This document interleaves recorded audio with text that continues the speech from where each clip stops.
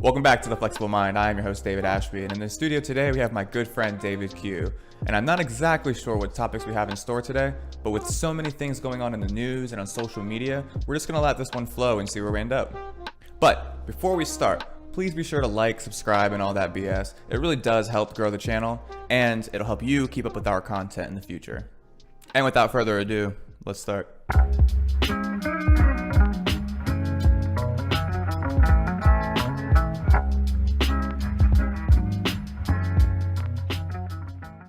Jones being banned. That's something we have to talk about for sure. Oh yeah, that good old First Amendment. Yeah, it's just okay. So I've been listening. I've waited to actually because I wanted to make a video and I started writing a script for one about the whole situation. And then I thought I need to step back and about Alex Jones being banned from YouTube. Yeah, sorry, I got Facebook. A little bit of context. Yeah, Alex Jones, who's a nut. I mean, I've listened to him before, and you make fun of him with all the things. The frogs are gay. The water's telling the frogs gay. Like he's just crazy. But it's a true story though. Look it up. Yeah, I don't mind that the guy's nuts, but hey, the camera's getting wobbly. By the way, something touching it? Maybe the table. All right. It's all good. All right. Let me just I don't want to be sitting there swaying around like that. Maybe it's just you. No, it was the camera. It was like 10 beers. But Alex Jones gets banned from the internet, from social media, except for his website. Like shadow ban. Not shadow ban. They said, screw you, we're just going to throw a cloak over it.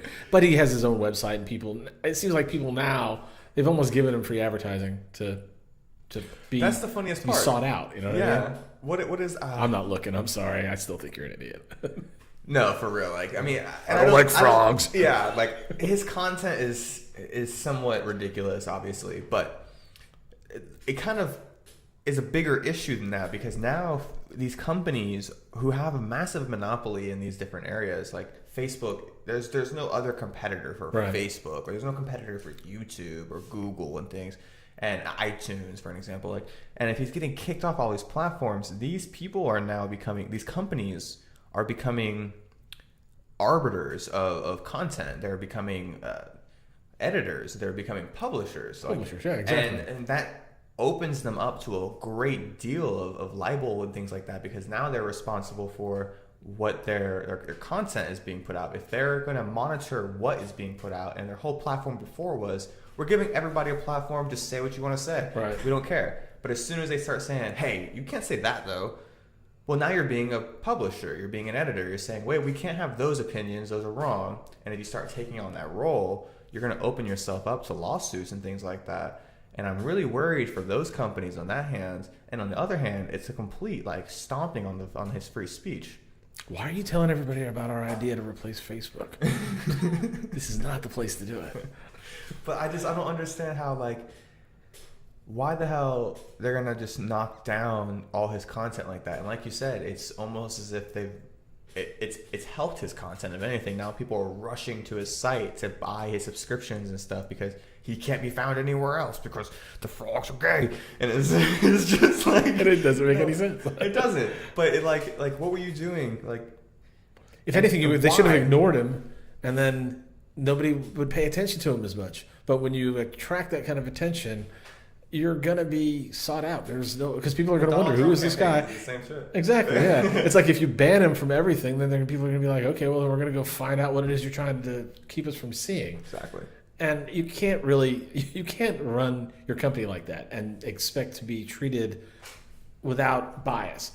Obviously, YouTube has bias. So if we started saying the wrong things on here and enough people started listening, yeah, that's the big catch. Then you wouldn't have to listen to us anymore. So all you got to do is everybody start listening, and then we'll be in big trouble, and they'll kick us off. Pretty much. We'll have to start speaking the content. I can live with that. Yeah, maybe a little bit. I like my Saturday nights back. I'm sorry.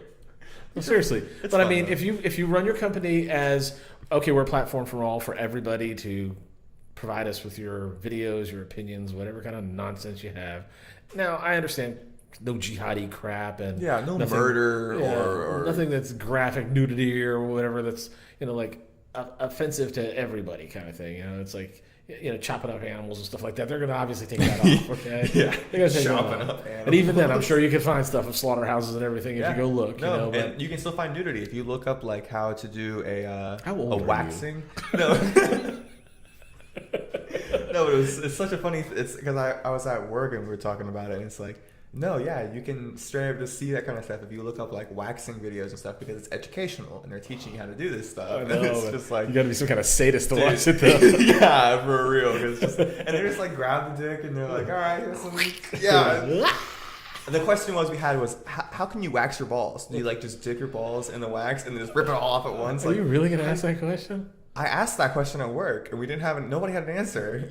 Don't. Yeah. That's how you do it. You don't do That's it. what I was saying. I was like, yeah, I don't think I could do that. You don't do it. That's all. And they have, like, because of like the skin, like how are you gonna flatten it out to like?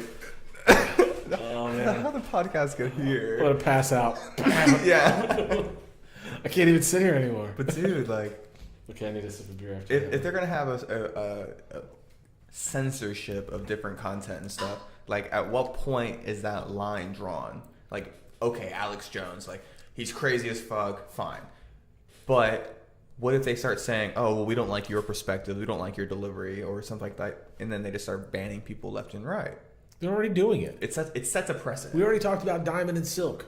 Diamond and Silk are the two female black Trump supporters that are very highly outspoken. I would not want to get into an argument with either one of them.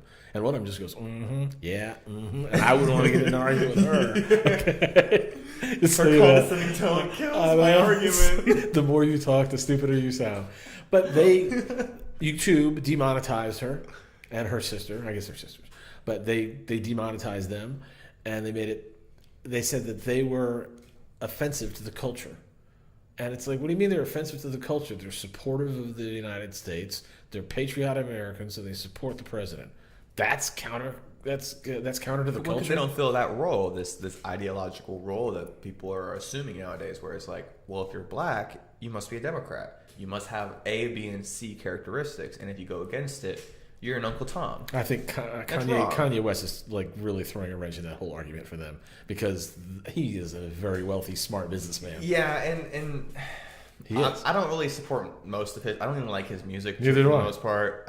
So I don't think he's a good speaker, and I don't really like his music either. He just seems like a crazy guy who sells T-shirts for like $800 for a white tee that he puts like a hole in. I don't know what the fuck. You saw that? No. He was. Yeah, but I can only imagine. It was a white T-shirt and it was like $100, some crazy shit. Something you can go get in a Hanes pack of like 10 of them for like $15. People make money in different weird ways, man. And seriously. people are buying it. But people are buying it. But he's that makes him a business genius, and he thinks on his own.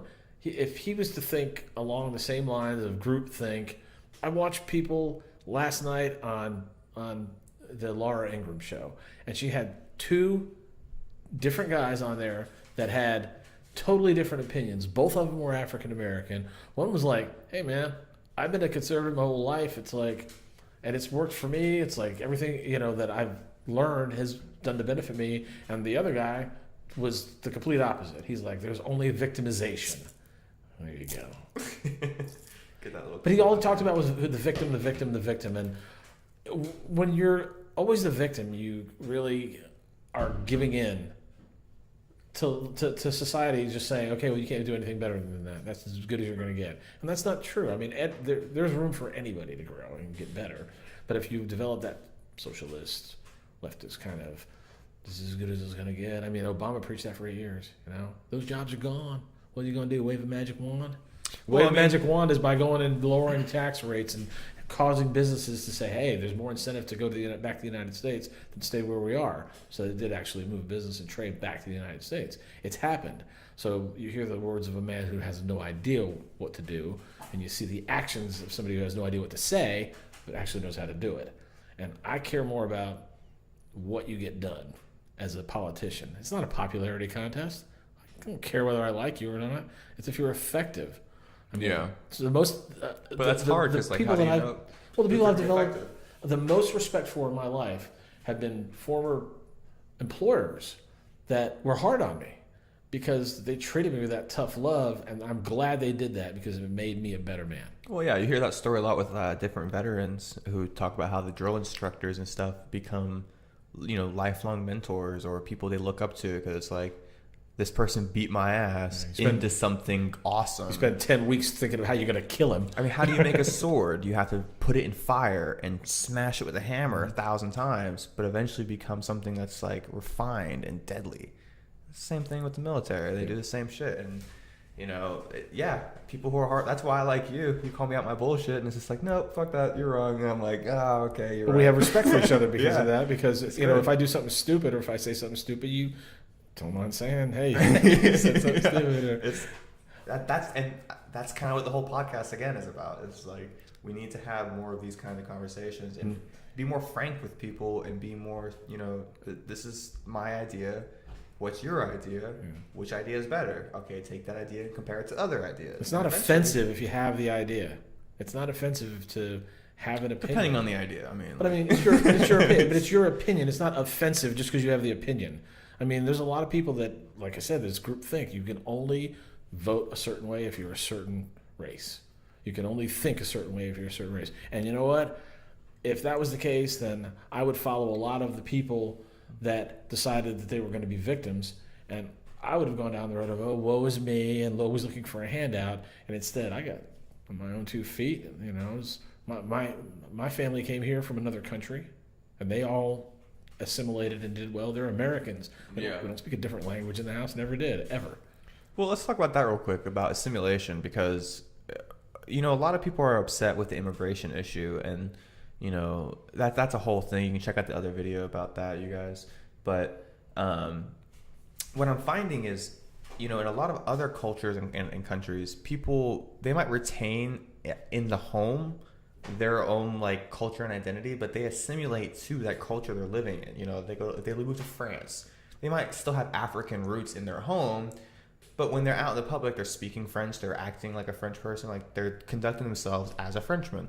Well, here in the United States, it's not the same way, which I'm not offended or mad about, but I often see that, like, you come here in the United States and you're able to move to a town like Chinatown or areas that have specifically those kinds of people from those areas, right, and you don't branch out into the culture, and that kind of hurts America in the long run, because we gain our power and our strength from the diversity. And if everyone's isolating themselves into these communities, and then on top of that saying like, oh, we're victimized or we're hated on or whatever it might be in their individual stories, it draws from America overall, because they're not contributing into that melting pot, because they're sticking to their Chinatown. Or when you say it like that, the melting pot, that's a great way of actually overcoming this. My wife and I have been doing this for all 23 years that we've been married.